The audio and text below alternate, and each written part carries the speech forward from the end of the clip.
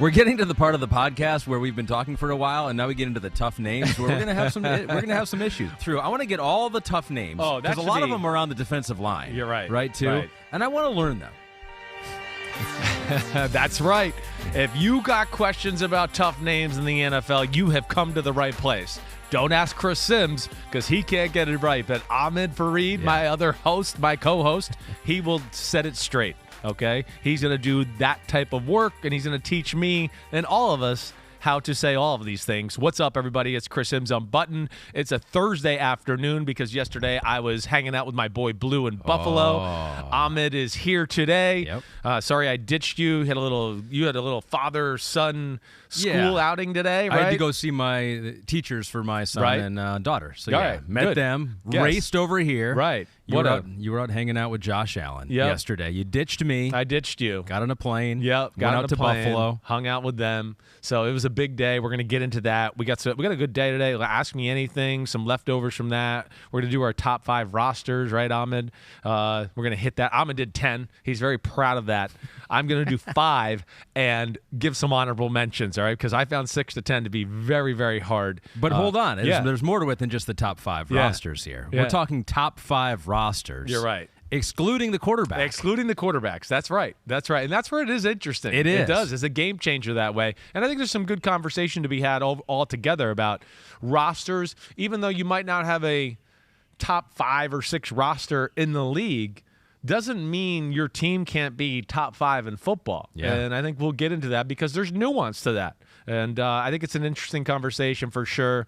We got that. Tomorrow is Friday, Ahmed. Very important day, Friday.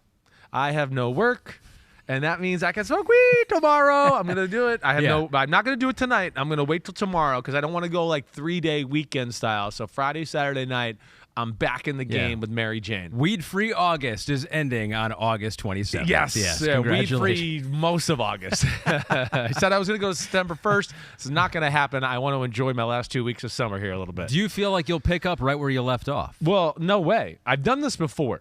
So I've had this, and it's been a few years since I did the full month off, or 27, 28. It's a leap year or something like that. It's February. Yeah, right. So I have done that before, and the last time I did it, oh my gosh! I quick story, just off the topic of football here. Yeah. I was actually working for the Patriots. The last time I did the full month. Okay. All right, because it was like training camp, and I was like, holy crap. And, you're working like 20-hour days, right? Every day. I'm a coach now. Well, I wasn't really a coach, but I was like, a pretend coach who just put a lot of stuff into the computer and did whatever they told me to do. Yeah. But I did it and I think I had my life insurance exam or whatever too. So, you're trying to do all of that, right? And make sure you look good. So I'm going to live forever. Give me a low premium rate here. Yeah. So I took the full month, like a full 31 days. And the first night I did it, we were going to a gathering with some friends in Boston, and I didn't know some of them. I only knew one of the couples, but they were having us over to kind of introduce us to some other people. Yeah. And, I was a pro before the break, and now the break has come, and I'm totally clean. And I took I think 5-6 hits, and I was out of my mind.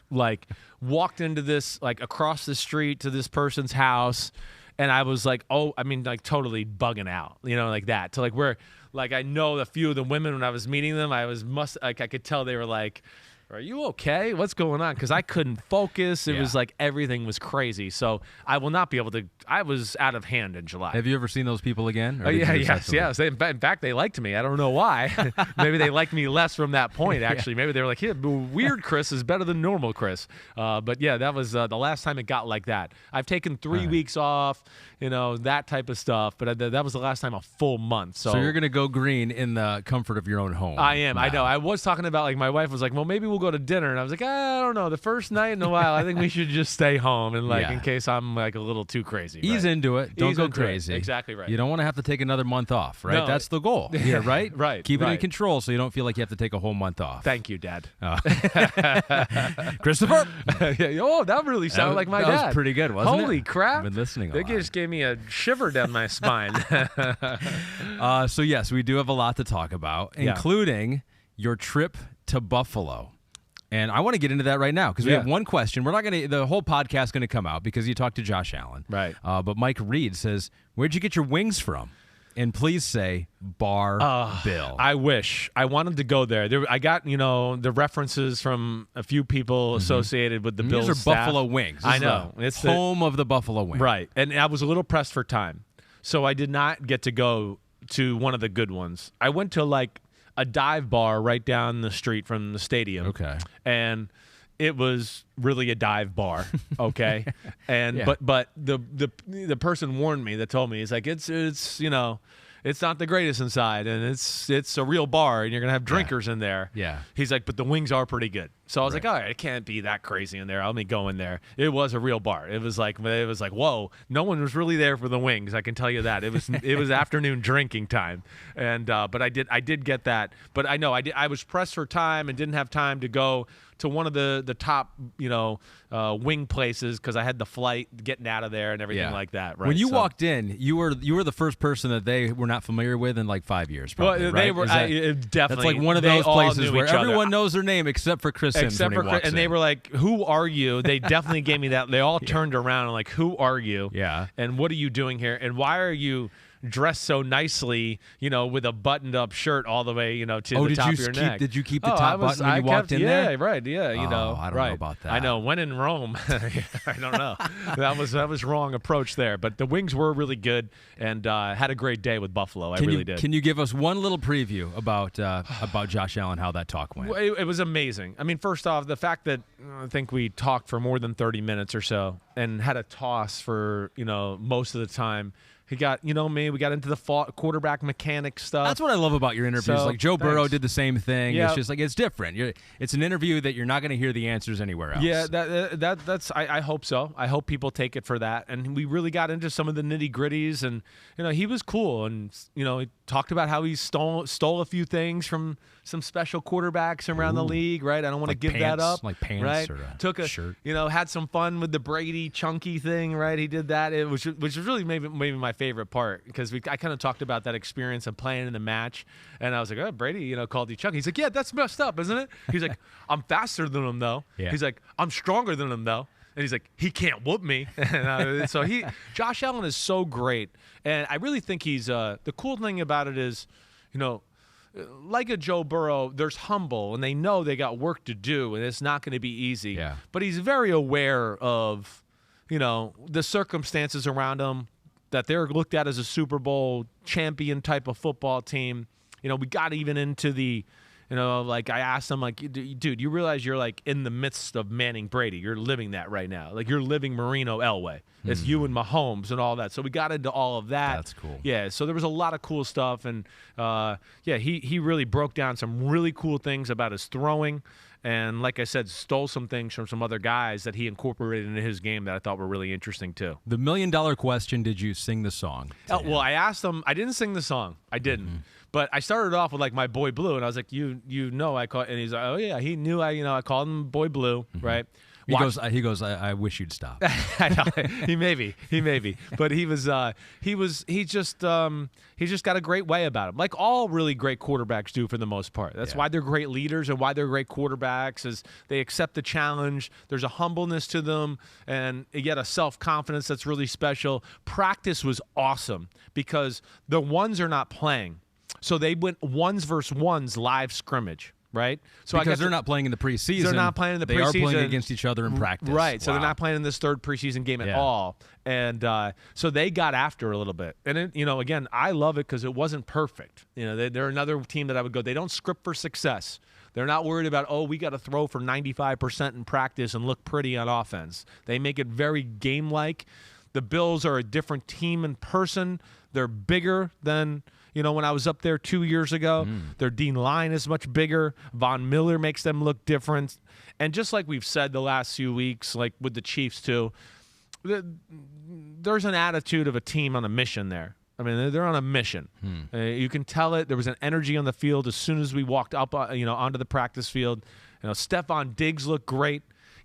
I was talking to him a little bit. I was like, dude, you're a little more muscular and thick. He was like, oh, thanks for noticing. Yeah, I am. He's like, I'm 205. this year. I've been playing at like 190, 192 the last few years. I'm 205. He looked strong. A little chunky, maybe. He wasn't chunky. That's the one thing. I mean, those damn receivers, like when they're just freaks of nature. Gabe Davis. Holy crap. I didn't realize how big he was in person. Really? Gabe Davis is a specimen. 6'3", legs like like trees, legs that I like, the legs that you see on a running back, There's a lot of debate about him right now. Can he be that legit number 2? Yeah, we'll see. I know he'll be, certainly have a presence on that offense, and we'll see. But man, does he look the part?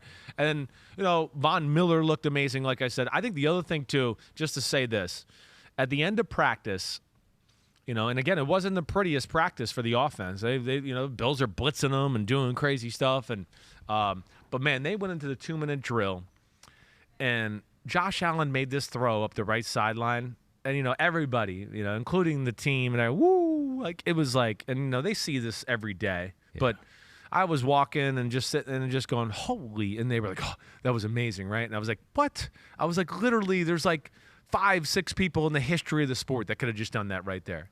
Wow. He's another one of those, like I've said about Mahomes and Rodgers, when he throws it and it's really, all perfect and he's not throwing off platform or like the pace of the ball and how hard it spins, it makes you go like, wait, am I seeing that right? Is that an optical illusion? And that's how I felt when I saw Mahomes and Rodgers throw the first time, where I just went, whoa.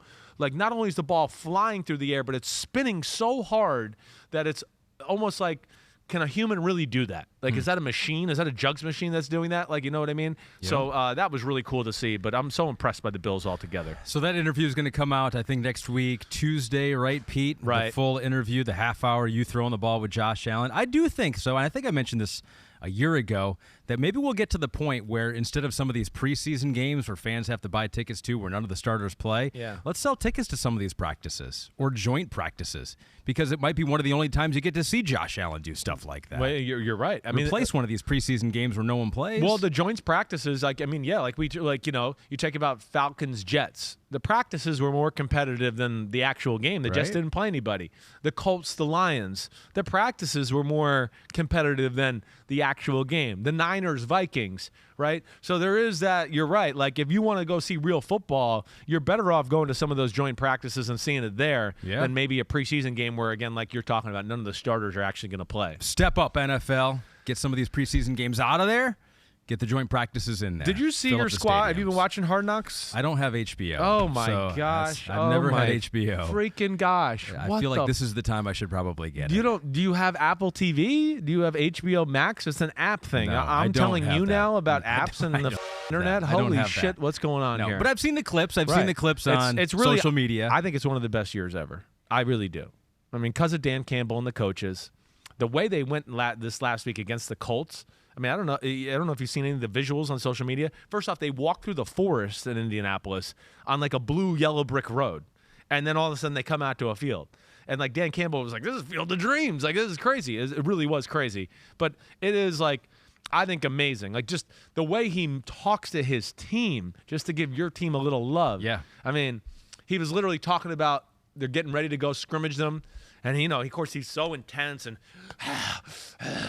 this is, hey, men, it's time to put the face paint on and sharpen the spears, all right? I'm taking this shit serious, you know what I mean? And we're going to take the game, pretty serious, but the scrimmage is where I really want to see. And it was a great watch. It really was. Yeah, so get HBO Max, okay? I should get that. Yeah, come on. I've seen the clips and they trickle out, but you're right. I need to see the whole episode. You do. I will. It's damn good. Eventually I will. Maybe I'll binge them all together, but you can see why. Yeah, you can see why his players like him. He's like a real dude. No doubt about it. And sometimes you would think that, like, all this kneecap stuff. If the guy's genuine and that's really how he is and that's how he acts and talks and behaves, then it works. It does work. I think it works for Dan Campbell. Genuine is the most important thing for all head coaches. Yeah. The players see through fake. They see through it. You're around them too much. So if you're fake, somebody's finally gonna see the flaw, then go, he's full of shit. And no, you don't have to be an asshole. You just got to be real. If you're a nerd, be your nerd. Be your nerd self. No agendas that you're trying to keep away from the team. Right. You're not transparent. Yeah. So I'll watch that. I will do that, and I'll watch your Josh Allen interview coming up. Let's get into some of the Ask Me Anything questions here, because one kind of links with Josh Allen, because he has talked glowingly in the past, and I think to you this time, we were talking before the podcast about Aaron Rodgers. And Aaron Rodgers is always in the news, right? We can always ask some questions about Aaron. And so does Kelly Craig. Says, do you feel like it's a really big deal that Aaron Rodgers skips OTAs with new and young wide receivers? Signed, a Vikings fan hoping so. So Kelly is hoping that by not being there 100% of the time, Aaron Rodgers for OTAs set this team back. They're going to start slow. Listen, I don't think it's a really big deal. I don't. I think, it's a, do I think it would have hurt? Absolutely not. Do I think it would have helped? Absolutely, yes. Could they be a week or two maybe ahead of where they are right now? And, you get the nerves and the jitters out about, oh, my gosh, I'm with Aaron Rodgers. And there's no doubt about it. You heard, there were some comments Devontae Adams made. Rodgers has that Jordan-like presence where when he's practicing, the whole team picks it up. That's what great quarterbacks do. Even when I was in New England, when Brady was out there, everybody's on their P's and Q's, and then he brings an energy because the quarterback usually is the guy that loves football as much or more than anybody on the football team. Sure.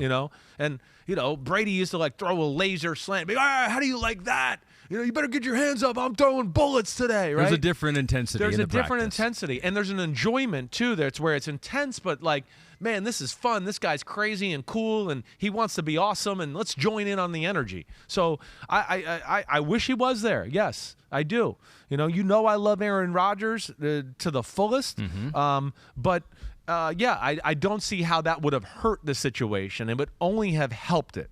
Now, do I look at it and go, oh, man, they're screwed here? No, I'll bow to what Aaron Rodgers said last week a little bit, that, hey, training camp's a long process. There's time to have lots of conversations here and, get through it. So, I don't think it's going to be oh, man, they might lose 2 or 3 games now because of it. But it couldn't have hurt. It couldn't have hurt is the point. Exactly right. You know who else loves Aaron Rodgers besides you? Yeah. Sammy Watkins, apparently, who made some waves, and the headline is out there. He was talking about his former quarterback and his current quarterback here. Yeah. He says Pat, as in Patrick Mahomes, I don't know if our homie saw this one out there, is incredibly good, but A-Rod is on a whole other level. Right. Whoa. And we heard this from Tyreek Hill, too, right? Didn't he? Well, he tried to say Tua was just as more accurate than Mahomes. Right. Right. And I want to go, I don't even know how that's comparable, but okay. I mean, wow. I don't know. Mahomes can throw 3-yard throws too. So yeah. What do you make of this? Well, I talked about this with Flory a little bit. This is a great conversation to me. This really is. First off, what I wanted to say to Sammy Watkins is, why say it? Well, what's the purpose? I understand, hey, you're playing with Aaron Rodgers and you want to give him love, but then just talk about Aaron Rodgers. Why put down Patrick Mahomes in the process? All right? So that's the first thing I want to say. And then I want to say, man, I mean, Sammy Watkins, again, respect, but your career has not turned out what everybody thought it was going to be for a top 10 pick. And your career, the only moments people remember is Mahomes throwing to you in the AFC Championship game and your great catch against the great throw and play against Richard Sherman in the Super Bowl, where it was the moment where we went, he threw the fade down the right side, and we all went, the whole nation went, holy shit, these are going to come back and they're on fire right now. Here we go. It's Kansas City Mahomes magic time. So why put down the guy that is you're kind of linked to as okay, this is the guy that everybody's going to remember you playing for. His best moments. Right. We have no memories of you on the Ravens or the Buffalo Bills or, where the hell was he last? Oh, he was at the Ravens last year. Right. So so why go there? That's where I just don't quite understand that aspect of it. And who knows? I mean, players are talking all the time. They're answering questions quite a bit. And I've done this in the past, too. And I kind of had to learn this as well, because I feel like that is the default. You want to praise something currently, it almost puts down things in the past. There have been times where I've wanted to say, oh, this is the best crew I've been a part of. Right. But inherently, that kind of puts down all the other crews that I've worked with. I got you. And so you're right. You do have to kind of make that mental note of when you're talking positively about someone, just make it about them. Yes. Feel like this is a great crew to work with. I'm having so much fun. Rodgers is amazing. I'm blown away by this and this and this and what he does, and it's amazing. Yes. And then you're not taking a shot at another guy. So it might have just been a mistake. Well, I maybe doubt. it was. I doubt. But he I don't did know say if he's I on a do. whole other level. I know. So I mean, that's where I don't think it is. That's a strong statement. That is strong. That's a I strong will give you statement. that. And then I think the other thing I would go here with this, Ahmed, is, first off, it's not fair to. You're comparing Rodgers in what year is this? 17 for him? Sure. And Mahomes in year 3? That's what you're going back to here? Year 3 and 4? Like, it's not fair to go down that road there because, first off, come back to Patrick Mahomes in year 17. I guarantee he's going to be, all over certain things and, be a little more nuanced and, hey, I've seen it all and directing traffic even more. He's already improved greatly in those areas already. Yep. He's special that way. I mean, come on. It's not like we're talking about some guy that's some idiot. He's been leading this team to Super Bowl level play ever since he got on the field. So I don't agree with that. I think Mahomes is on trajectory to be in that elite class with Aaron Rodgers. I think Aaron Rodgers is like the greatest quarterback ever. He's the people's champ. He's the players' champ. I know everyone's going to always go, Brady's got the rings, and great. But damn, almost every coach and player I've ever talked to thinks Brady and Rodgers is better than Brady. But you can't say it because of the New England Mafia. I can't even say it in my building because of my boss. He's going to get mad at me here too. I guarantee he's going to try to correct me later. Yeah, we'll be off the crazy. air. But there's so much more into that conversation, and it's so I guess where I want to go with it is, I mean, first off, I think it explains to you how special Rodgers is. Rodgers is special. Yep. We've talked about it. The quickest to 300 touchdowns in the history of football. The quickest to 400 touchdowns in the history of football. Still hasn't thrown 100 interceptions, right? Quickest to 40,000 yards. Quickest to 50,000 yards, right? With less talent than maybe Mahomes has had to this point or the other great quarterbacks. That's where I would tell you. He's never had a real great defense to help him. He's never had just firepower galore at receiver and tight end and everything like that. He's had some good ones, and don't get me wrong, I'm not trying to totally disrespect, but not compared to maybe some of the other quarterbacks in the history that are in his class. So that's where I would argue with that. So I love Rodgers, but I would also say, hey, Rodgers was drafted in 05, right? 05.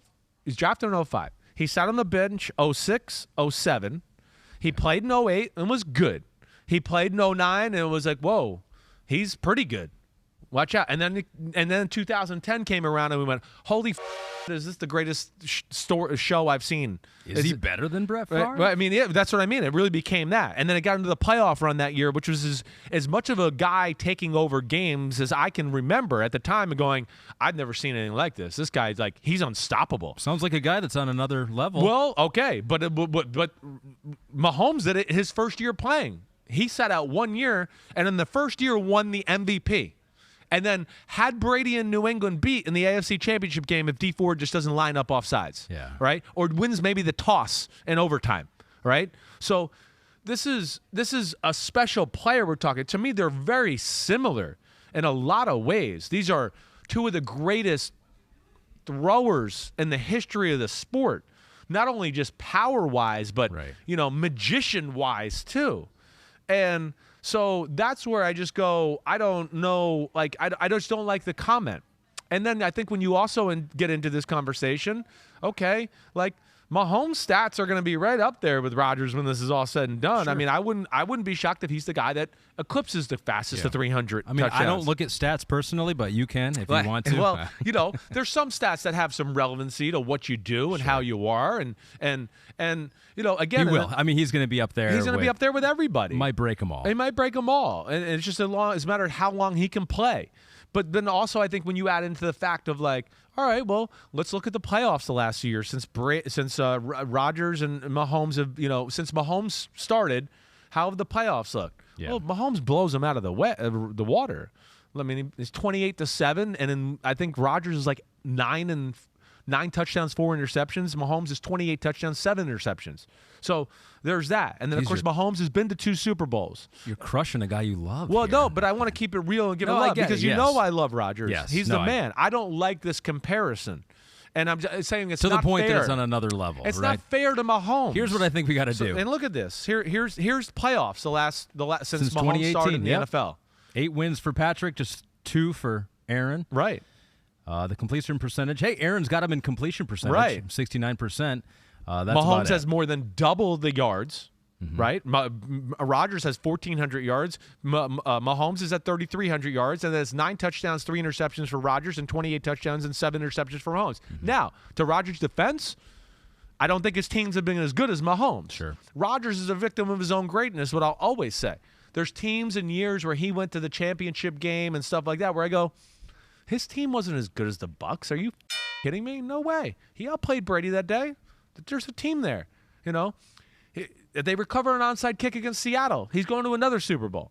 The year they played the Atlanta Falcons in the NFC Championship game. Come on. Green Bay wasn't even one of like the 3, 4, 5 best teams in the league that year. They were there because of one guy.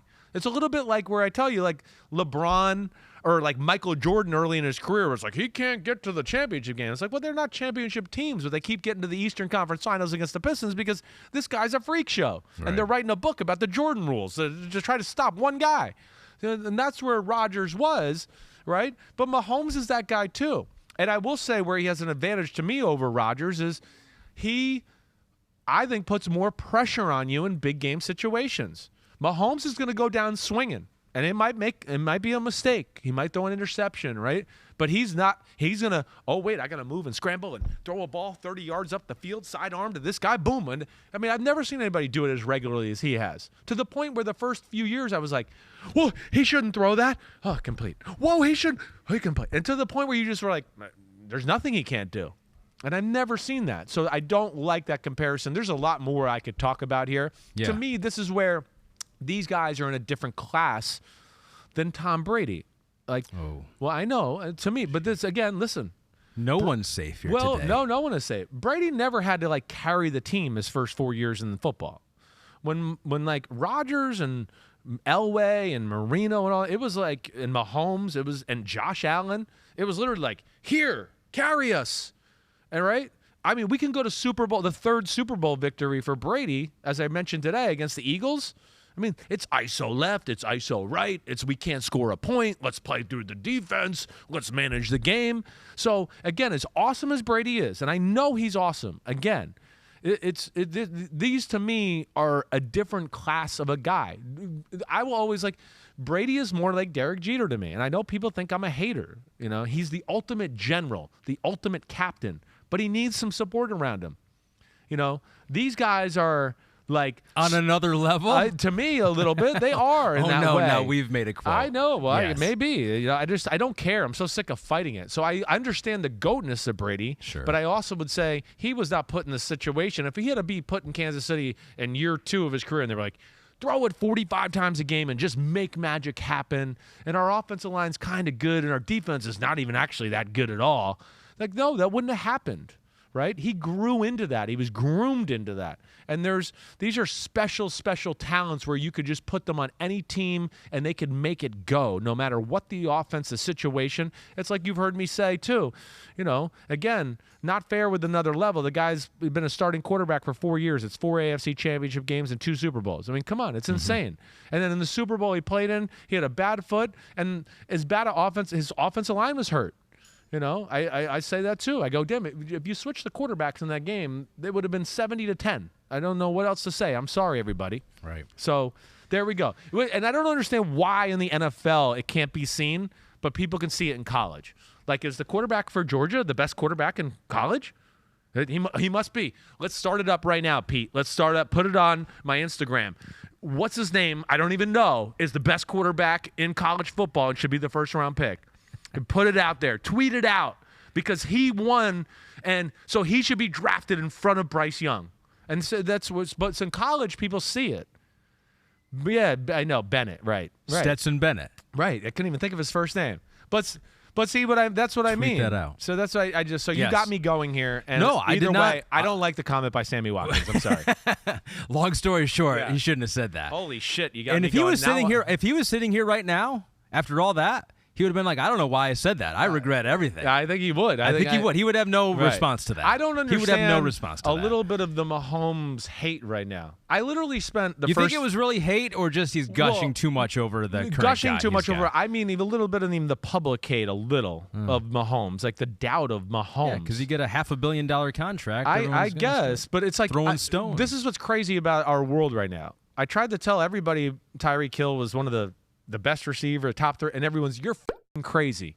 And then he leaves the team, and they're like, he lost the best receiver in football. Mahomes isn't that good. It's like it's gone a 180, where it was like, and Tyreek Hill, yes, he's still one of the top 3 in my game, but I don't have any doubt that offense and Mahomes are going to whoop some ass this year. None. And we'll see if Tyreek Hill does, because I'm not sold on that one, because it's a team effort and how you're used and all of that. So is it a top 5 roster? That's going to be the question. So sorry, I know we didn't want to go that long. I had no idea that would go that long to get you that fired up, but I'm glad it did. Well, I'm glad it did. I honestly think we could talk about it for another 10 to 15 minutes. But let's talk about this. Let's talk about this, because you brought up Tom Brady because you wanted to scorch earth everywhere. You know, it's like we got Watkins. We got now the Brady people. I even think he put down both Rodgers and Mahomes while trying to build them up at the same time throughout that conversation. Well, I did. I tried to be real about it. Okay, I tried to understand. Yeah, listen, there's the negatives, the positives. I'm just trying to give everybody both sides of the story there, and I just don't get that all the way, right? What about this? What about this story? Yeah. Jarmander37 wants to know, would it bother some Bucs players that Brady took vacation in the middle of preseason? No, I don't think it would. And it's not a vacation. No. He was away for personal reasons. Right. We don't know exactly why, but it seems serious enough for him to be gone for that long. Yeah, I know exactly why, but I'm not going to go there, all right? So the thing is here is, no, it's not going to bother him. It's not. There's the military aspect of, like, the locker room. Guy's got a lot of patches on his uniform. He's been the general. He's the man. We have no reason to doubt this guy. He's always ready, right? He's always ready to lead the troops, and he knows the offense. He knows defenses. And I have a hard time thinking 11 days. He just was like, I'm not doing anything. I'm just gonna stick put my feet up in the air and watch the Peacock app. Right? I mean, which could have been a good thing. MLB Sunday leadoff every Sunday. Right. Chris Sims Unbuttoned on there, all that. Right. Right. So, but I would think even during that period, he's still probably throwing footballs. He's still doing his TB12 workout. And so, no, I don't think that will be an issue at all. And I actually feel bad now because I know I'm going to get the Brady hate now, and for all the things I said there. Gosh, I really respect Brady. But, yeah, you could see I have those guys in a really special class, in my opinion. You say you can't tell us. Yeah. What? But just kind of wink. Was it the Masked Singer? Was it the what? You got it. No, it was absolutely not. Okay, all right. But it was a personal issue. We can debunk that. Right. We can debunk that. Right. All right. Breaking news: Brady will start. It's awesome. The preseason finale Sunday versus the Colts. So he'll be out there one last time before the regular season gets going. Last time we did the Ask Me Anything, we had some Ravens questions. Well, I want to say one thing about that real quick with Brady starting, because I'm really we got to see that their O-line. Right? Ooh. I'm interested to see their own line. They got some issues there in the do. middle. Should still be okay. Still you look at the names on there. Right. Maybe some guys filling in roles that maybe were ready. Right.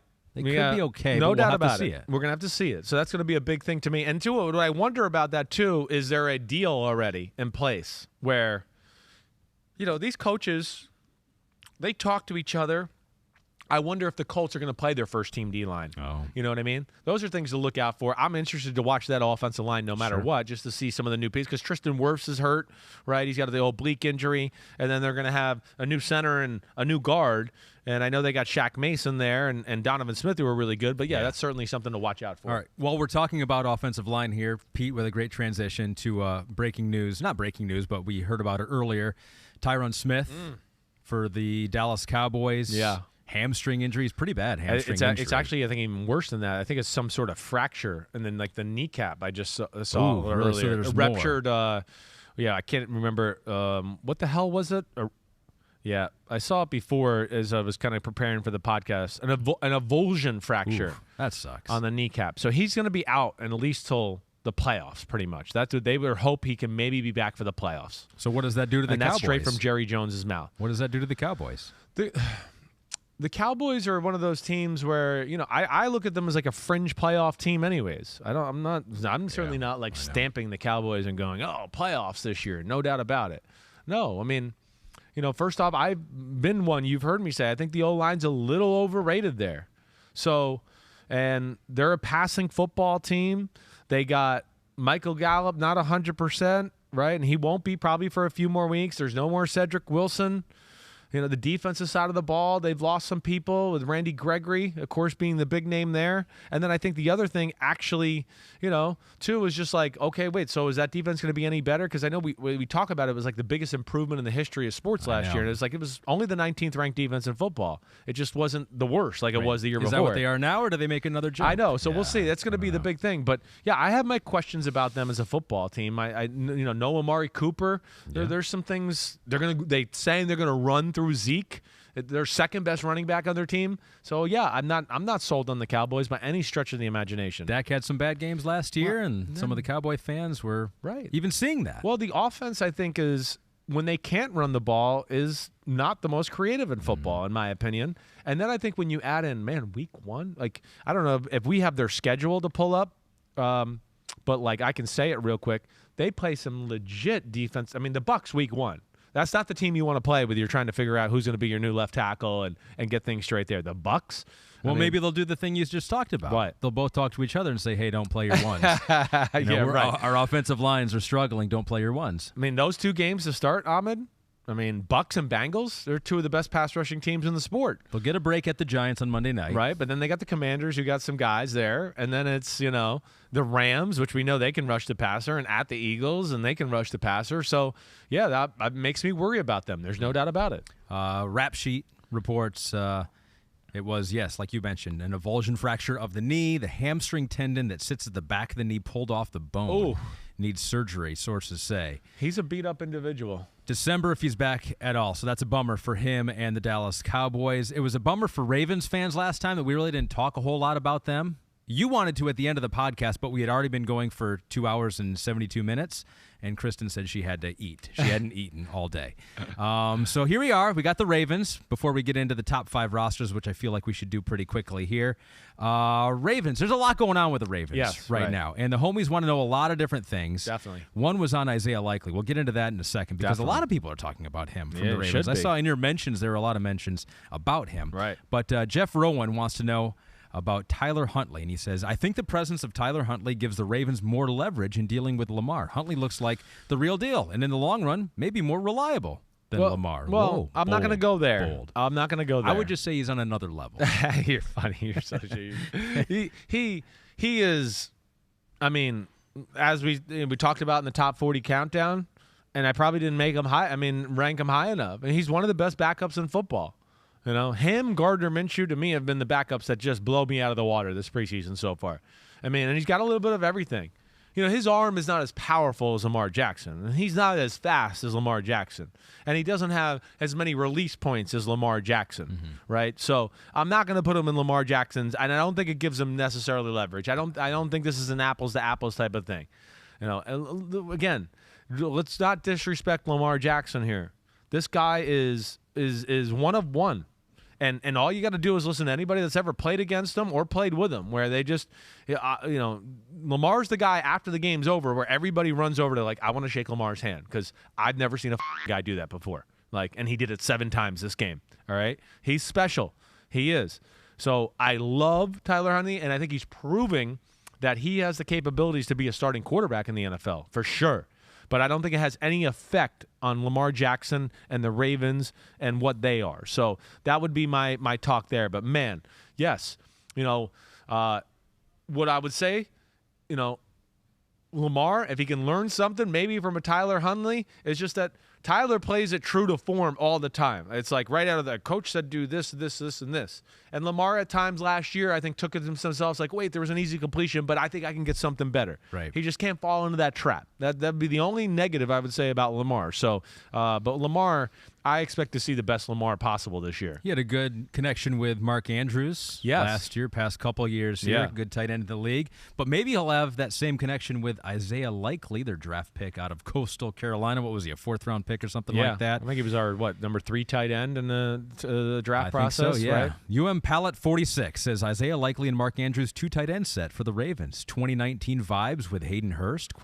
Well, yeah. I mean, this is I think better than that. Mark Andrews is one of the best tight ends in football. And now you add this guy who, again, needs some work blocking, but still is going to be enough of a presence to where you go, whoa, wait, if Andrews and Likely are on the end of the line of scrimmage on this side, they can run some power football over here. That could give us a problem. And then, oh, wait, the next play they're split out, right? Like we talk about that a lot. So, yeah, I mean, this is a team, again, we know the receivers are not real special, but that's not how they're built. That's not the way they're going to play. I mean, they want to run the ball and keep you on edge because of their run game and their overpowering offensive line, and then Lamar being able to do things off of that. And then they use the tight ends, and they'll find Rashad Bateman matchups and try to use the rest of the crew accordingly, and they'll have their little roles. But, yeah, I expect the tight ends to be as much of a factor in their offense as just about any offense in football, I guess, at the end of the day. I mean, that offense is such a hot-button issue with Lamar and what he does and what's so great about what they do that maybe they don't develop other parts of their game. And that was basically what Steve Young was saying here recently. I think he said I missed this. What did he say? Yeah, I'm trying to get the exact quote here, but he said he was talking over on ESPN about he can be the greatest player in the history of the game, but I think he was knocking the scheme, and they got to lean into it, the Greg Roman scheme here. So Swish B asks you, Chris, did you see Steve Young's comment about Lamar Jackson and the Greg Roman offense? Me and Steve have some of the same complaints that the passing concepts are too basic and predictable. I'd love to get your thoughts on the passing attack. I've been saying this for years. I mean, this is not Greg Roman's MO. Passing offensive coordinator is not where his genius is. Yeah. He was in San Francisco with Harbaugh, with Kaepernick, right. And that was a great running quarterback offense. Exactly one of the best that we've seen in a while. Right, and that's where he does his stuff. Listen, like Shanahan, one of the best offensive minds in the game. He's better in the run game than the pass game. You look at that. So this is Greg Roman's strength. And when they can't run the ball, which they couldn't like last year because of the offensive line injuries and all the injuries at running back, it hurts the pass game to where now it's like, wait, it's all about the pass game, and that's not what he is. He's not Sean Payton or Andy Reid. He's not that. That's not what he is. So they're built to play that way. They need the run game. He needs the run game. That makes his pass game, more than effective. But I think when you just have to lean on that itself, this is something I've said for, I think Pete would vouch for me. You would vouch for me early on in our matchup and relationship here that, this was always something I questioned to a degree. Yeah. But I don't like how people sometimes put down Greg Roman because of that. Everybody has their strengths and weaknesses as an offensive coordinator. Yeah, not many people could develop a running game as effective as the Ravens exactly have had here. Right. It's creative. It's really smart. That's the route that wouldn't dare, too. No, right? maybe You'd say not. Protect your quarterback, Lamar Jackson, even though he's built like an Adonis. Yes. Don't put him in harm's way. Exactly. This is the way the Ravens and John Harbaugh want to attack and play football. So, yes, when the run game is demolished by injuries, it makes them go into a corner of their playbook where it's like it's not their best thing.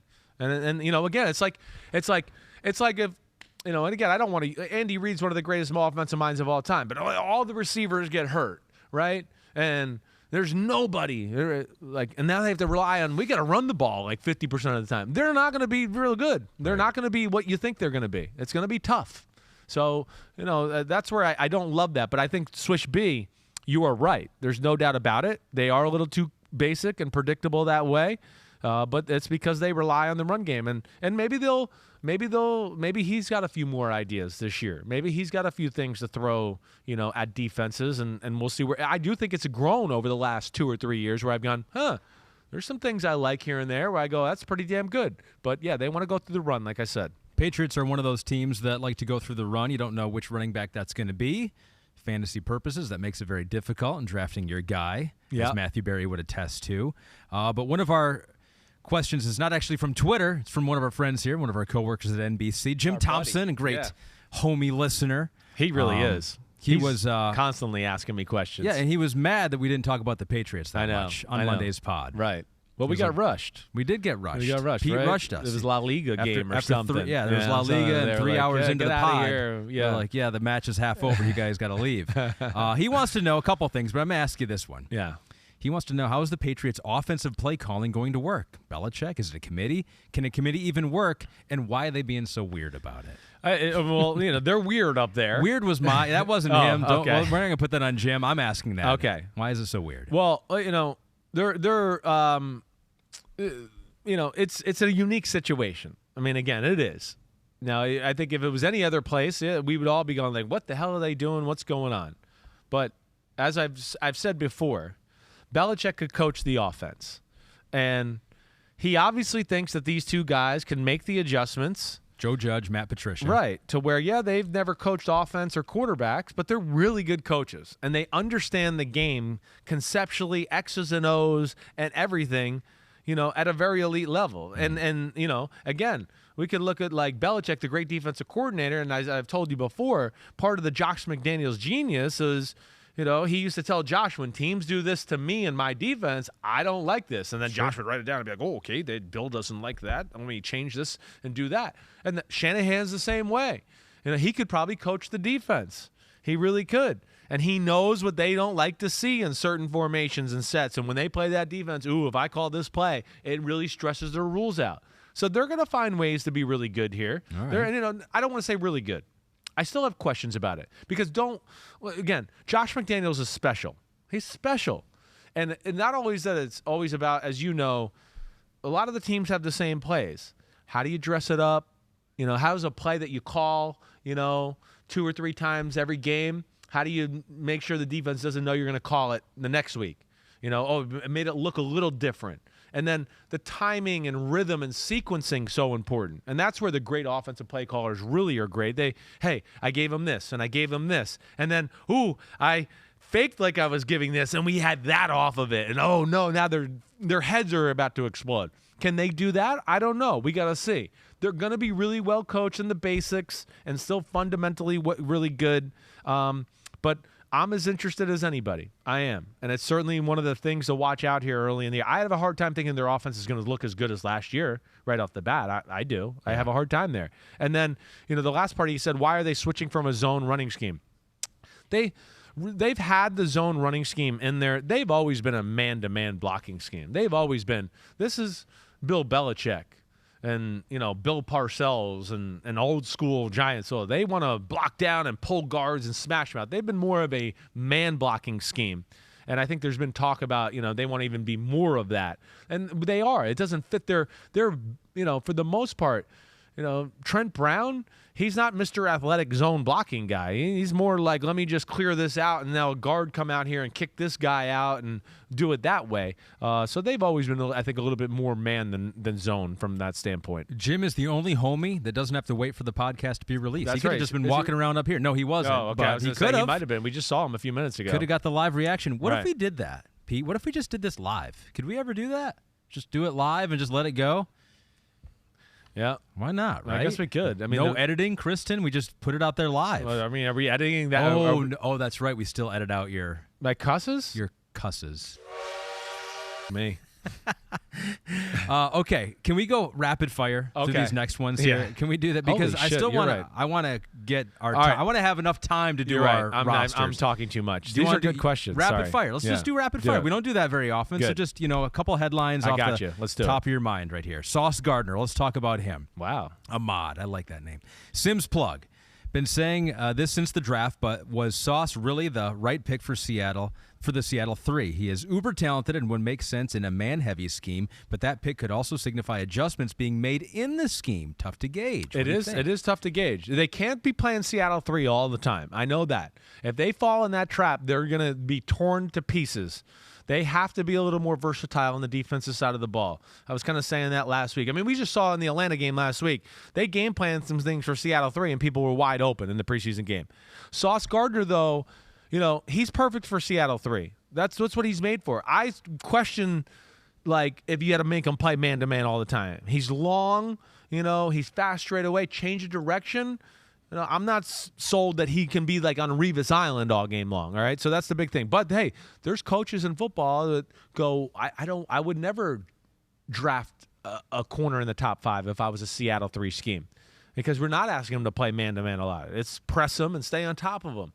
So that's a good conversation for sure. You were not as high on Garrett Wilson either, right. At least not as high as most people in the draft, although you do like what you see, and he's very athletic out there. Definitely. Danny Wilson says he loves the pod. I know you have changed a couple of your pre-draft opinions on some of the rookies after seeing them some more. No doubt. So I was just wondering if you have changed your view on Garrett Wilson at all. He's got me scared a little, for sure, and scared that you're wrong. Yeah, scared that I'm wrong. And me, I'm always going to self-scout thyself. I'm not I saw Chris Olave and went, oh, I think I'm wrong. Garrett Wilson, I like the way it looks and go, I might be wrong. I need to see a little bit more. Chris Olave, though, you liked more than Garrett Wilson. I did. I liked him a little bit more than Garrett Wilson, certainly. Yes, I did. So if you still like Chris Olave more than Garrett Wilson, maybe you're still right. Well, yes, but maybe they deserve to even be higher than what they were. You know, have they looked better than Treylon Burks to this point? Definitely, no doubt about it. Guys that I had ranked ahead of them. You know, Alec Pierce looks pretty good. It's hard to tell, too. It's very basic to this point with these guys. And they're not on the field a whole lot. But, damn, he looks fast, and he can put his foot in the ground and really run some routes. I'm excited to see what he can do. 49er fans got the last two rapid fire for you. Yeah. Matt Reisner says, love the pod. With Nick Mullins getting traded for a conditional 7th-round pick, why is there no market for Jimmy Garoppolo? Seems like San Francisco could absorb some of the salary and at least get something in return. Also, what's the ideal destination at this point? So, if Nick Mullins can get a 7th-round pick, right, seems like there could be a higher pick for Jimmy, right? Well, there could be, but it's just like, you know, not everybody wants to give a higher pick and pay Jimmy $25 million a year when they're like most teams in football. Every team in football goes, but they're going to release this guy. So why would I do that? And he's not so talented that you just go, we're going to blow our room up here. So there's not a lot of spots. Seattle, you think about that. Okay, people bring that up. I don't know if Seattle's going to go that route. They've seen Jimmy G in person. And then, you know, I do think people question how good Jimmy G is. Like, they know he's good, but it's got to be the right support system around him. He's had McDaniels and Shanahan make him look really, really good. You know, like I say, like he goes up to Seattle, he's going to look physically lesser than Geno and Drew Lock. Like, they're bigger, stronger, faster, have better arms, you know. So I don't know. The team I look at is the Houston Texans. I do. But, like, they have Davis Mills, and they're probably like, wait, if we got to keep Davis and he's our starter, okay. We're not going to give up a 2nd-round pick and pay, you know, $25 million. So I don't know where this is going to go. I know they made the comments, like the owner made a comment last week, like, you know, anything he could, you know, could still be on our roster and all that. And Shanahan kind of said the same thing. Well, I just want to say, like, challenge flag. So that makes no sense. He could still be on the roster. Then you better start getting him practicing. What are we doing? Why isn't he going to be your backup then? You're going to make him on the roster and suit him up week 1 without, like, doing anything the whole preseason?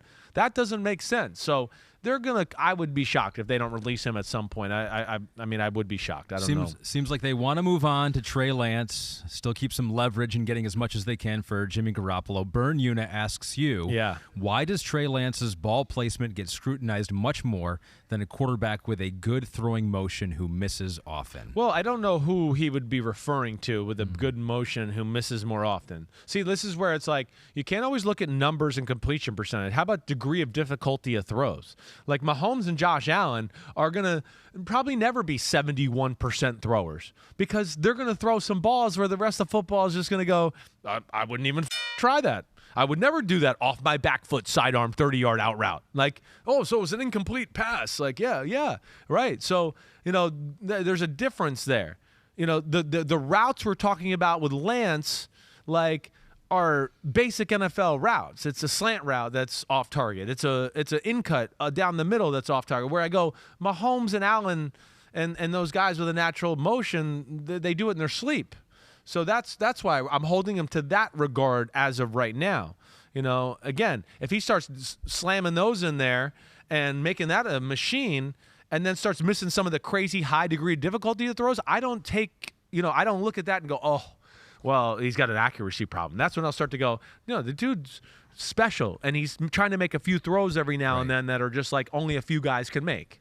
And it hasn't, that makes sense. You know, totally. Okay. Totally. And for Trey Lance, the concerning thing is that you hear some of the reports from the beat writers there watching practices. Hasn't looked great, but yes, right. Junior Chow 13 wants to know. Right. You were drafted by a team with an all-time defense. How is practicing against them every day? The 49ers defense may not be as good as the 0-2 Bucks, but do you think Trey Lance can benefit and improve as much as you did? So maybe some of the struggles for Trey Lance is just because that defense is pretty good. There's no doubt. I don't doubt that at all. And then, you know, again, couple that with, hey, it's game day. It's a real game, and Shanahan's game planning, and now he's really, you know, right now he's probably trying to make him do everything a little bit. Let's see what he's good, bad at, and he'll formulate his plan to where, okay, now we get in the regular season. I'm not going to ask him to do some of those things that I'm not so sure he was great at in practice and that.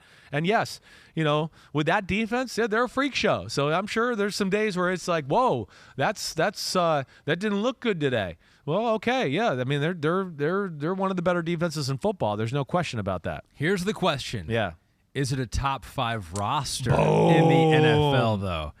Magic transition right there. All right, so let's get into it. Yeah. I did 10. Chris took a half day and only did 5. That's okay, though.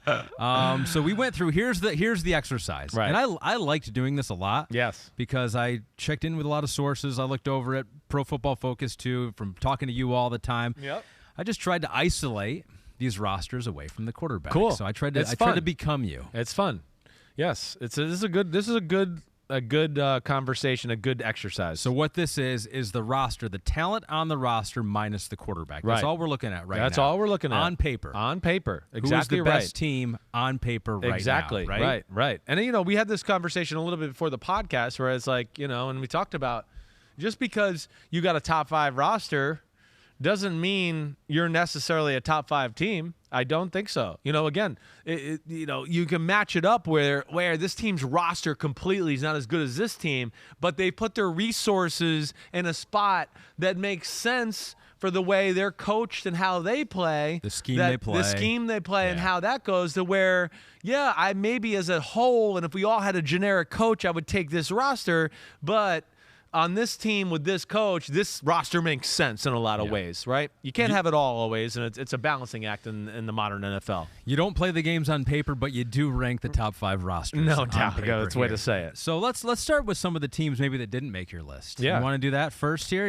No, 10? let's do our list first, Okay, and all then right. go there. You okay with that? All right, let's do that. You sure? 5-1. You didn't really like that. I could tell. No, but- that's fine. I think that does make sense because we don't want to give away anything right now because people might think we have a team at number 1 where we don't even have them in the top 10. Could be shocking like that. So let's start with you. Yeah. Your first number 5. And how difficult was separating 5 from the rest of them? I actually found my top 5 pretty easy. Okay. It's 6 through 10 as we were, that I was like, oh my gosh. I felt like I had, 6 through 14 where I was like, oh my gosh, this is nitpicky here. Yeah. Right? But I found my top 5 when I got into it. For the most part, I went, I feel pretty good about this. My number 5 is going to be the Baltimore Ravens. Ooh. Yep, I'm going to go with the Ravens. You look across the roster, first off, I'm a sucker for big guys and power and all that. Their O-line, I think, is going to be back, with Linderbaum into it, Jawan James at right tackle, even if it's not him, and it's Morgan Moses. Zeitler, still good guard. Ronnie Stanley, before he got hurt a few years ago, was the best left tackle in football. Now he's going to battle that out probably with Trent Williams. And then tight end play special. Running backs, very good. Now, a little bit not healthy yet, but I'm kind of like, okay, week 4, they're going to be healthy and ready to go. Gus Edwards, J.K. Dobbins, they'll be hitting on all cylinders. Patrick Queen, the secondary. I mean, when you talk about Kyle Hamilton with Marcus Williams and then, Marlon Humphrey and Marcus Peters, I just go, holy shit. Yeah, so I'm going to put the Ravens in the top 5. Yeah. Jalen Armour-Davis, my guy there. Yeah, right. yeah. You talked to close personal friend of the podcast. Yep. I had the Ravens in the honorable mention category outside of even my top 10, which speaks to how many deep teams there are. I did try to bias towards, like you said, the big guys, the good defensive lines, the good offensive lines. Right. It's hard. The receiver thing scared you probably with the Ravens, where you look at that. There were some holes that just were, some of these teams are average-ish, top 10-ish in a lot more categories than the Ravens. You're right. Like wide receiver was one of those probably dark spots. No-name pass rusher, I think probably scares people a little bit. And again, I'm a little more in the weeds than you, where I go like, I'm expecting Odafe Oweh to be like a real force on the edge. I know he was good last year, but I'm looking at him going, I think this is like he becomes like one of the better edge pass rushers in football this year. Yeah. So, I'm projecting a little bit there. And listen, I'm not mad at you for what you're saying there. I think that's why it's good and why you have a good perspective with this, because you're going to be able to project a little bit more. Maybe. I'm looking at what's on paper, maybe what they did last year, what they signed in the offseason. And what I do think for you in these exercises where we both do a top 5 is that normally you get hammered for your picks, right? Normally everyone's just like jumping all over you down your throat for your picks. When I do a pick alongside you, I feel like a lot of people go like, what was Ahmed thinking? It makes it better for what me. An idiot. It makes it a lot better for you. Good, yeah, so good. I think this is gonna benefit you. My number 5 is the New Orleans Saints. Okay. Listen, I hear you there. Do you have them in your top 5? They're in my. Okay. They're not in my top 5, but they were in my top 10 for sure. So, I mean, talent all over the defense. Mm-hmm. Demario Davis has been locking down that defense as a linebacker for a long time. Pete Werner had a good year last year out of Ohio State. Sure. You got the DBs now with Marshawn Lattimore. Tyrann Mathieu comes over. Right. See, I'm not as excited about that. Ooh, so that's cool. I get it. That's Cam all right. Jordan, though, you excited about him? Of course, but he's a little bit older, so I just went, And then who's the other pass rusher? Marcus Davenport. I know, so he's all over the place. Yeah. But they got big D line and big O line. David Onyemata up front. Yes, right. And then I still think Alvin Kamara, top 10-ish, running backs there. Mark Ingram. Right. And they got some talent in the wide receiver room. You said Chris Olave, Michael Thomas. We'll see if he can come back healthy, and Jarvis Landry. Yeah, I hear you. That's a good argument. I'm not mad at you for having them in the top 5. Okay. No doubt about it. Lattimore at corner special. The other corner, hey, Paulson Adebo, he was good. I like the way he looked. I think he's going to make the step and be better too. And Chauncey Gardner-Johnson's a hell of a nickelback. So, I think the Saints are the forgotten team in the NFC where I just go, watch out for them for sure. You say you're not mad at me for that one. I feel like there might be a team in here that you are mad at me for. All right, well, probably, yes. Number 4 for you. I'm mad you didn't wear your red pants today. Red shirt. There's always something red. I'm going with the Kansas City Chiefs as my number 4 team. All right. Kansas City Chiefs. Kansas City. First off, I think the receivers are damn good across the board. I know there's no Tyreek Hill, but I just go, whoa, there's a lot of good ones, and it's fine. We know the tight end is special. The O-line, to me, is in the conversation for the best pass-protecting O-line in all of football. Then you get into the running backs. They got running backs falling off the tree. Even though none of them might be a superstar, I think they're all kind of good. And I really like McKinnon, as you know. And then the defense, hey, Chris Jones, arguably the best defensive tackle in football, not named Aaron Donald, and he might actually be right up there in the kind of range with him, And then, I'm expecting to see the Frank Clark that we saw towards the end of the season last year. I like the Karlaftis guy and how he looks. All right, I even like their starting end right now from Michigan. I'm blanking on his name. Dana. Right, I think I'm right about that. Oh, hold on. Mike Dana, excuse me, yes. I'm sorry. I pull names off the top of my head all day long. I don't always sit here and look at things like that. And I love young corner, right, and Trent McDuffie so far. I like L'Jarius Sneed a lot. And their 2 safeties to me are under the radar really freaking good with Reed and Thornhill. So, and then the 2 linebackers got speed and Bolton and Gay, and I liked even the Leo Chanel. So I'm putting them up there. I can see you don't have them in the top 5, but maybe you're doubting it now. Honorable mention for me in the mix, though, right? For the same reasons that you mentioned there. Frank Clark improved this year for him, right? Teaming up with Jones. I think a lot of it hinges on the rookies. You've liked what you've seen from Karlaftis so far. Yeah. How does that secondary look? Exactly. With a little bit of a changeover. Yeah. You might be higher on the wide receivers than I am. Yes. And the running backs haven't proven to be above average. No, that unit. It's a good so group. Far. It's not. I'm not going to say it's great. I mean, Kelsey kind of gives them a nice boost because you might say he's the best tight end weapon in all of football. Probably that is the case. So. They were just outside my top 5. All right, so stop stalling. Who's your freaking 4? 4 for me, the 49ers. Okay. They're in your They're going to be in my top 5. All right, so I won't go too long on this one, but it just you look all around top 5 defensive line. Are they top 5 in wide receiver room? You got maybe top 2 in tight end and George Kittle. I'm basically stealing all your lines for when you talk about the 49ers. Go ahead. Keep doing it. And I think even like the running backs, like Elijah Mitchell. They're all good. He seemed good and fast. Yeah, they're all good. I mean, if Jeff Wilson's healthy, the kid they drafted in the 4th round, Price Davis, I mean, yeah, I'm with you. Fred Warner, to me, is the best. Yeah. I messed up his name, yes. Fred Warner, I think, is the best middle linebacker in football. I mean, Nick Bosa's in the conversation for one of the best defensive players in football. Yes. And some of the young guys that they have, I like them. So I'm not mad at you at all. And even, I don't think, I like that they have Charvarius Ward, who's been a little banged up. That's going to help the corner position. And even the safeties, and this is another name I'm going to blow, Ahmed.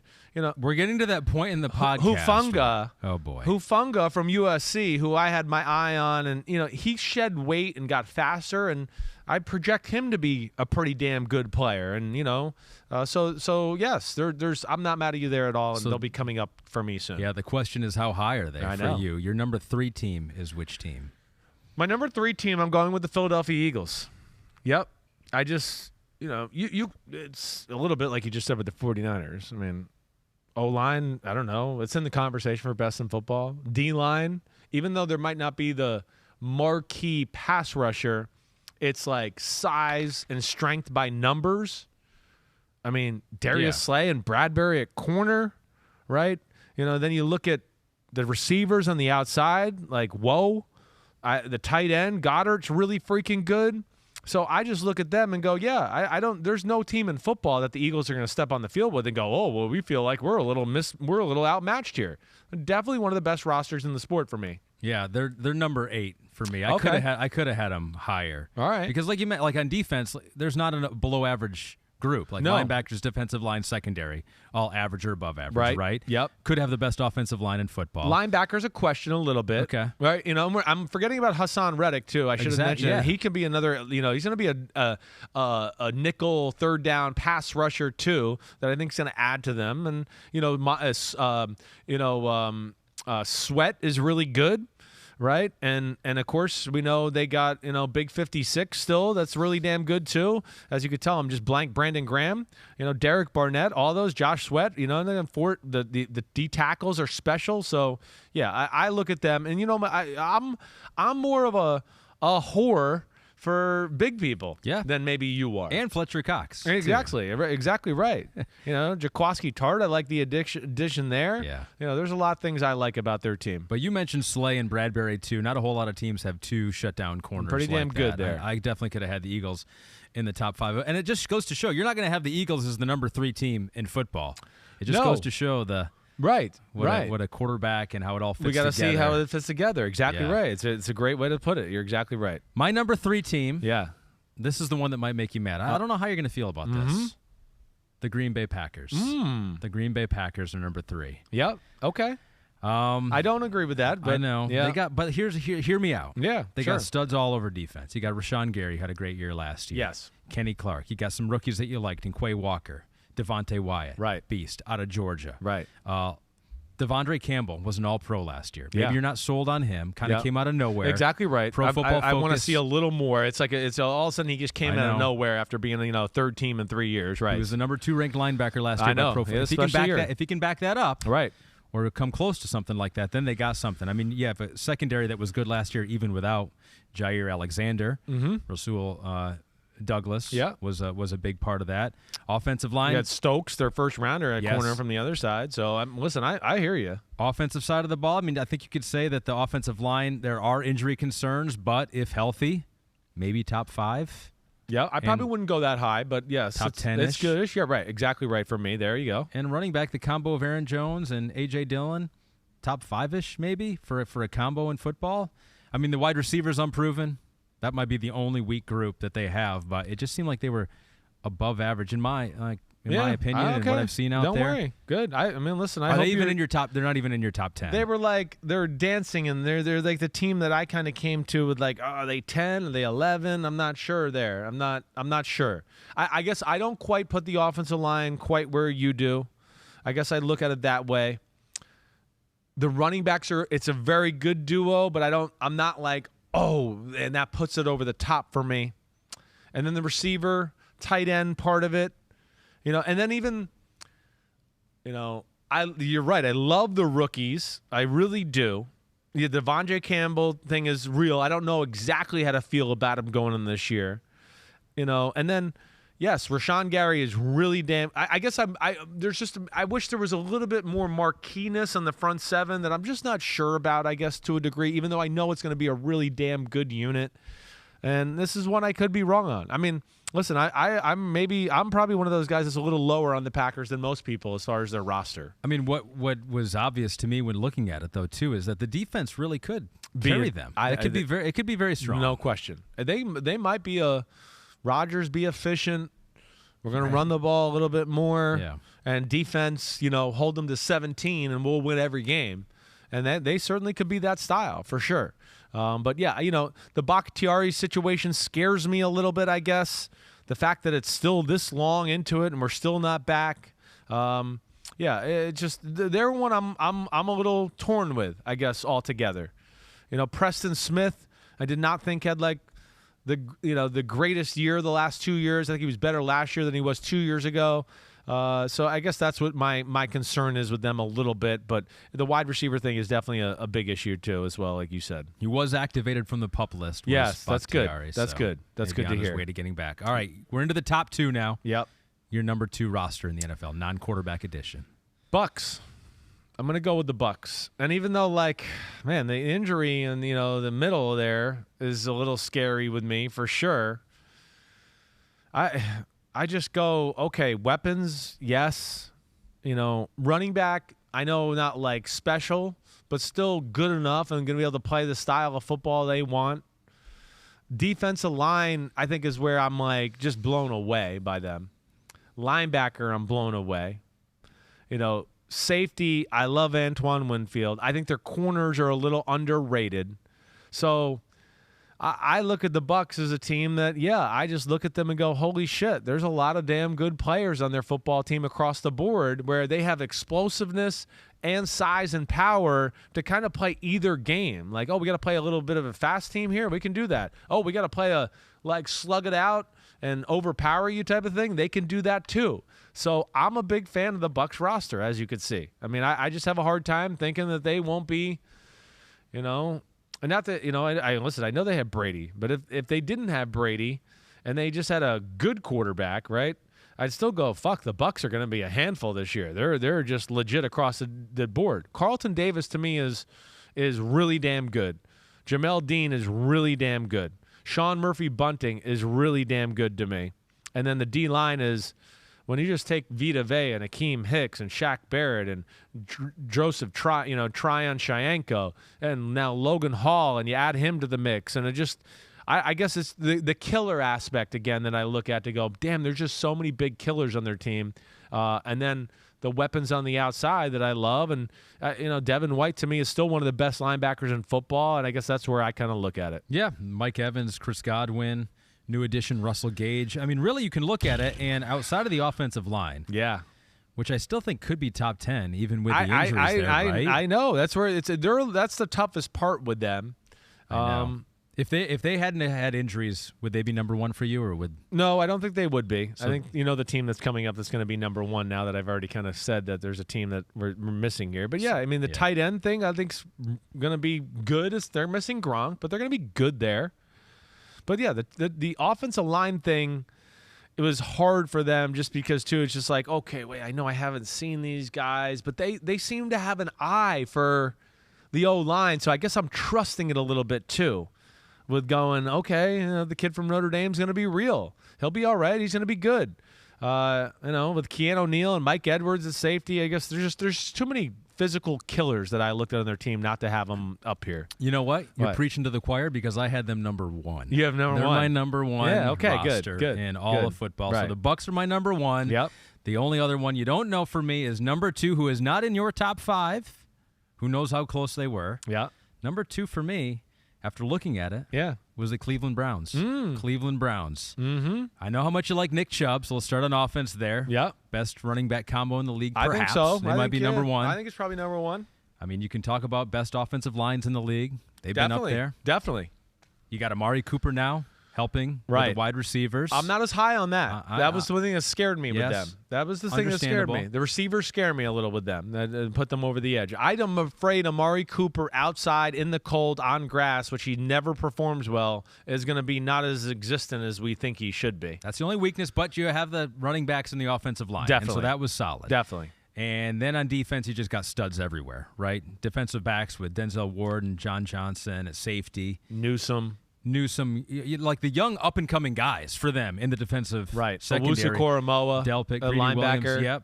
J.O.K., and then you got Myles Garrett. Yeah. We haven't even mentioned him yet. And Jadeveon Clowney, we'll see what we get from him. That's what scares me. That's what I didn't like. That's where they were top 10-ish to me. There were a couple question marks. Right. I'm not sure about the rest of their D-line. I guess that's what scares me about them. I love Owusu-Koramoah, but I'm not sure about the other linebacker. All right? And then hey, I like the tight end. I do, but I think it's still a little bit of a projection, I guess. And everything else you said is right. That's where it was tough. I mean, it was tough. They're a team that is certainly on my list here of these, and they were in the top 10-ish for sure. But I couldn't put them in my top 5. And I guess the D-line is what ultimately scared me from them more than anything. D-line and wide receiver is what scared me from putting them in my top 5. And your number 1 is the 49ers. They're just the 49ers. I think it is. It's them or the Eagles are the best O-line. The Browns are right there with them. So, but to me, they just have everything in that standpoint. And then you got George Kittle, and then Ayuk and Deebo Samuel. It is very special, those two. And you even add in the kid Gray from SMU who can fly, right? So I look at that and just go, shit. Okay, he's damn good. The D-line. I'm projecting like Javon Kinlaw to be a fucking killer a little bit. And I think Nick Bosa, as we talked about, is unquestionable, like one of the best defensive players in football. Right. I have faith in the other guys on the edge. That, of course, Eric Armstead's amazing. Warner, I think, is the best middle linebacker in football. So, I get into that. I talked about the safeties a little earlier here. L'Jarius Sneed at corner. I like that aspect of it. So I look at them. And the running backs, I just go, shit. What is the issue with them? And that's where I guess I make them the number 1 roster in all of football. We agreed they're in the top 5. Yeah. What else did we agree on? Bucks were in the top 2. Right. And that was about it. Well, Eagles. Do you have Eagles? I had Eagles at 8. 8. Okay. Here, I'll give you my top 10. Yeah, go ahead. Let me hear it. So I had 6. I had Rams. Right. Rams were 6. Chargers 7. I couldn't go Rams that high. Rams did not make my top 10. I think they're too top heavy. They're too top heavy. This is where the conversation's really good about. Doesn't mean they can't be a top 10 or top 6 team. Because the way they're coached and the way they play, and McVay can hide some of the offensive line deficiencies, and they're creative on defense, and but the D-line, linebacker position, I question a little bit. All right, and I think I don't know, just they scared me from that aspect. Jalen Ramsey, still awesome, but that was a playoff not to remember by him, whether it was the Bucs game or the Super Bowl. That scared me a little bit. Yeah, it's a little top-heavy to your point. I think that's what scares me. Chargers got some names, too, out there in L.A. with Khalil Mack now and J.C. Jackson. They had to be in your honorable mention. They're in my. I wrote the number 8 down for them. Okay. As my rough, top 10 there. But yeah, because I think they've improved the O-line. The receivers are damn good. Running back, we know they got one of them. I don't know who else the other one's going to be. Linebacker, I question a little, right? Yeah. Kenneth Murray, can he be a guy that really helps them out? They got what's-his-face from the Rams. I'm going to blank on his No, they got Sebastian Joseph Day too, but they got the linebacker from the Rams too. Hold on, Troy Reader. Thank you very much. Way to go. They got him. We know the secondary is going to be damn good. Asante Samuel, J.C. Jackson, Derwin James. Holy shit. So yeah, I'm with you there. 8 was Eagles, 9 was Bengals for me. Bengals were 7 for me. I got a 7 for the Bengals. You did do a top 10. I did. It was rough. I didn't feel like I wanted to go. I didn't get to spend like as much time on it as I would have liked to with traveling to Buffalo. Yes. So I was a little scared to like get into the top 10 weeds of that department there. Right. But yes, them, the Saints, the Dolphins are in my top 10. And then it got into like, wait, the Titans, the Browns, and the Colts. What do I do with those? And that's where it was like that got tight there. So so I was in the air a little bit about that one a little bit. The Titans I wanted to put in the top 10, and I just because I like a lot about them, but the O-line has got a few new pieces. The secondary doesn't blow me away. They got great pass rushers, and we know the running back, and the receiver thing scares me a little. So that's where I just was like, okay. But again, the way they're coached, the style of play they play, and again, I could certainly see them being a top 5, top 6 team in football. So it was a very interesting, and I think with too is, we don't get into these conversations a little bit, is like we hit on all the big names. Yep. Like with the 49ers being our 1 and our 2. And the Bucks, we don't even get into some of the backups, and that's where you just go, holy shit! Like some of the backups they're insane. And when this guy's off the field on the D line, this guy's going to be in, and they're going to have no problem there. So that's where it just gets into like you look at the complete roster. Hey, the Emmanuel Mosleys and the Dante Johnsons for the 49ers. Adding a Ken Crowley maybe helps them out this year. It just there's a lot of names to look at to where we go. We didn't hit on with some of these guys. Juszczyk, right? Drake Jackson. They got Buford on the starting guard. Aaron Banks goes into the starting guard position this year. So that's where it's just like it's to me they're a special team that way. Dre Greenlaw. I can't believe I forgot to say his name. Yeah. Their duo is maybe up there with the best in football. So sorry to spat off there one more time. The last team in my top 10 was the Buffalo Bills. Oh, the Bills are another one. I should have said that there. Yeah. Quiet Concert says, do you think the Bills roster is now on the level with the elite rosters in the NFL, or do you still think they're going to be carried by Josh Allen too much? So by our rankings, you see that they are not amongst the elite. I had them at 10. They were the other team I should have thrown in there that where I was like, man, Bills, Colts, Titans, are they 10? But they got pieces and things and right where they should be. I guess I want to see their defensive line a little bit. Like I think it's going to be real good. I think it's definitely going to be bigger and more powerful. I'm not sold Greg Rousseau is going to be a huge killer on the edge. I like the way Kyer Elam looks. Mm-hmm. I think Jordan Poyer's kind of coming to the end a little bit. There's another one. That was a really tough one with me.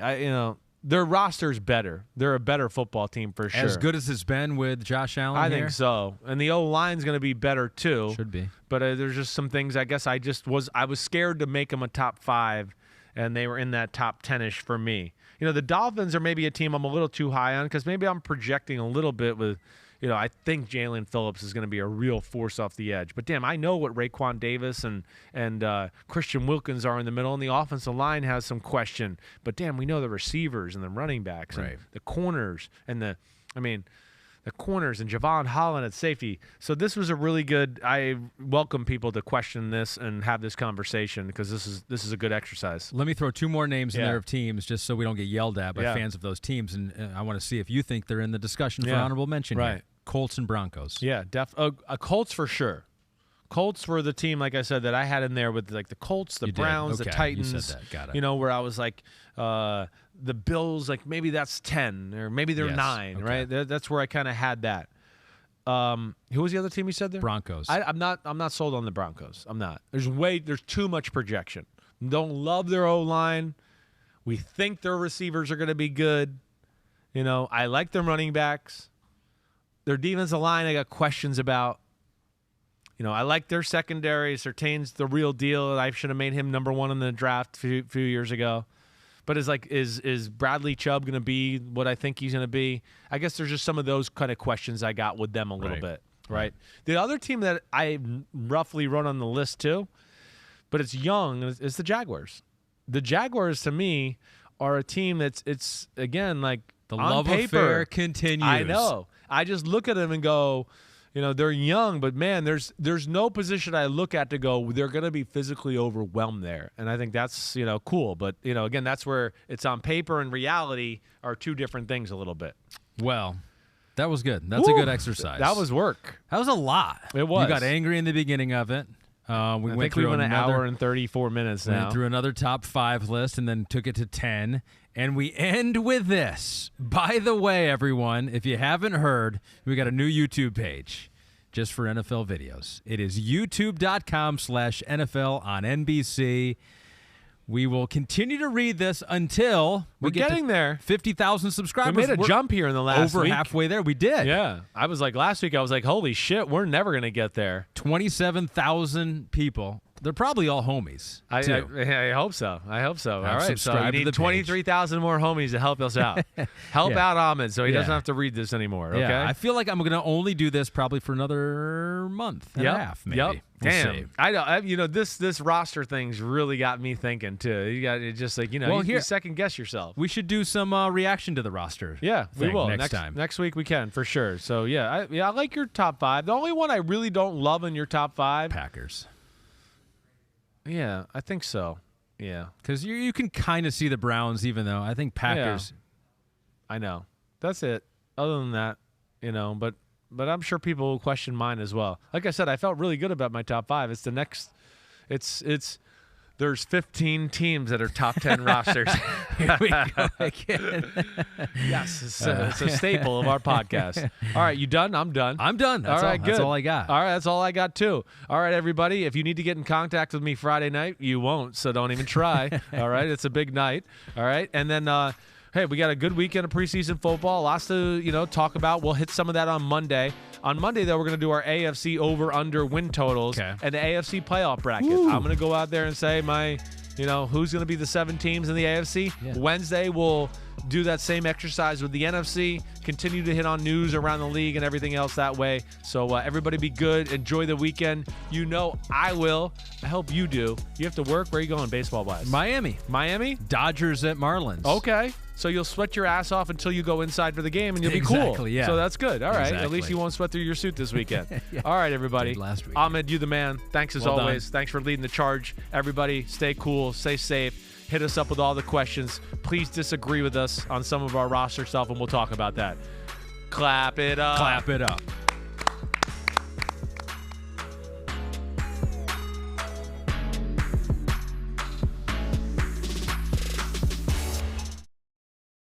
Hi, I'm Mike Tirico, and thanks for watching. Make sure to hit subscribe for the latest news and highlights from NBC Sports.